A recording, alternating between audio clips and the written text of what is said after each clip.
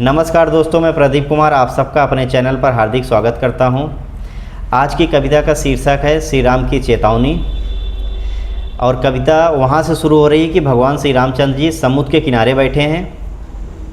समुद्र से हाथ जोड़कर 3 दिन से बिना खाए पिए प्रार्थना कर रहे हैं कि हे समुद्र देव, मुझे कोई एक ऐसा मार्ग बतलाओ जिससे मैं अपनी पूरी सेना लेकर के लंका तक पहुंच जाऊं। लेकिन समुद्र उनकी मांग को अनसुना कर दे रहा है। तो यहीं से कविता शुरू हो रही है कि महाराज विभीषण बतलाओ कोई स्तुति जिसका गान करूं। सागर तो अब भी ज्यों का त्यों, अब कौन सा अन्य विधान करूं। मर्यादा में रहकर मैंने व्रत रखकर पूरा मान दिया, रह निराहार एक भक्त की भांति जब तब कर इनका ध्यान किया। उत्तम थी मंत्रणा आपकी, विभीषण को बोल रहे हैं कि उत्तम थी मंत्रणा आपकी, पर मनोहर जलधि को ना भाया। गत 3 दिवस सो रीत गए, बस इसने सटता दिखलाया।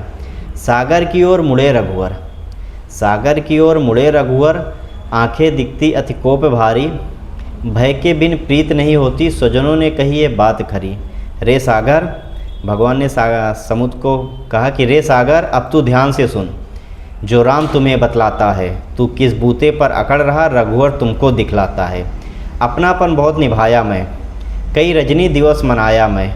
अनुनय तुमको स्वीकार नहीं, माना तूने आभार नहीं। हम क्या हैं तुम्हें दिखाते हैं, हम क्या हैं तुम्हें दिखाते हैं, पल भर में तुम्हें सुखाते हैं। लक्ष्मण, लक्ष्मण समीप जरा आना तो, सरचाप मेरा पकड़ाना तो। एक बाण से इसे मिटाता हूँ, धरती से इसे हटाता हूँ। लंका को आज ही है जाना, क्या इसके बल पर रण था ठाना। मैंने सोचा इन्हें मान मिले, मैंने सोचा इन्हें मान मिले।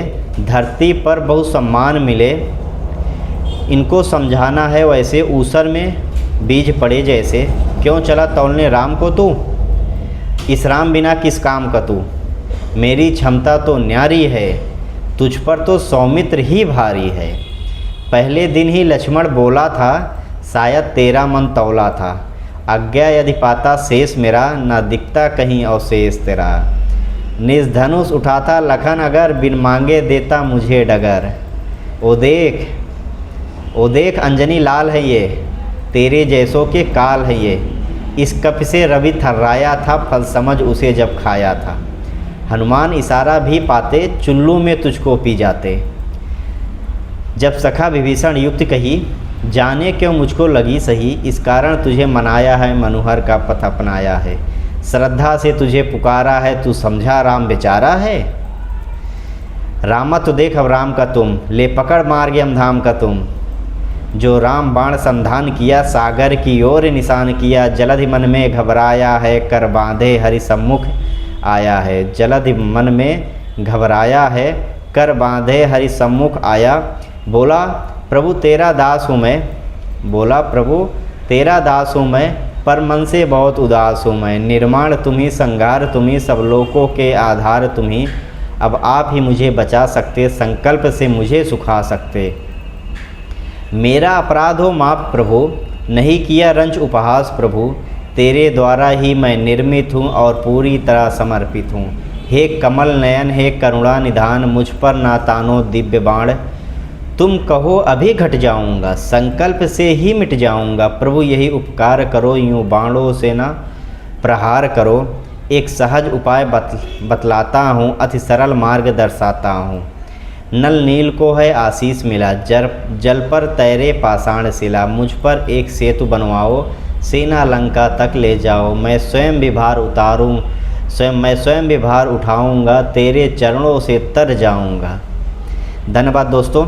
इसके आगे मैं इसी में एक और छोटी सी कविता ऐड कर रहा हूँ, वो भी उसका भी शीर्षक यही है। बस उसको लिखा है रामधारी सिंह दिनकर जी ने लिखा है, बहुत मार्मिक शब्दों में लिखा है। एक बार सुनना कि 3 दिवस तक पंथ मांगते, 3 दिवस तक पंथ मांगते, रघुपत सिंधु किनारे। बैठे पढ़ते रहे छंद अनुनय के प्यारे प्यारे। उत्तर में जब एक नाद उठा नहीं सागर से, उत्तर में जब एक नाद उठा नहीं सागर से। उठी अधीर धधक पौरुष, फिर आग राम के सर से। सिंधु देह धर त्राय त्राय करता, आ गिरा शरण में। चरण पूज दास्ता ग्रहण की, बधा मूढ़ बंधन में। सच पूछो तो सर में ही बसती है दीप्त विनय की। संधि वचन संपूज्य उसी का, जिसमें शक्ति विजय की। संधि वचन संपूज उसी का, जिसमें शक्ति विजय की। बहुत बहुत धन्यवाद दोस्तों। अगर आपको ये कविता अच्छी लगी हो तो चैनल को लाइक कीजिए, सब्सक्राइब कीजिए और दोस्तों को शेयर कीजिए और कमेंट्स भी कीजिए। बहुत बहुत धन्यवाद। जय जय श्री राम।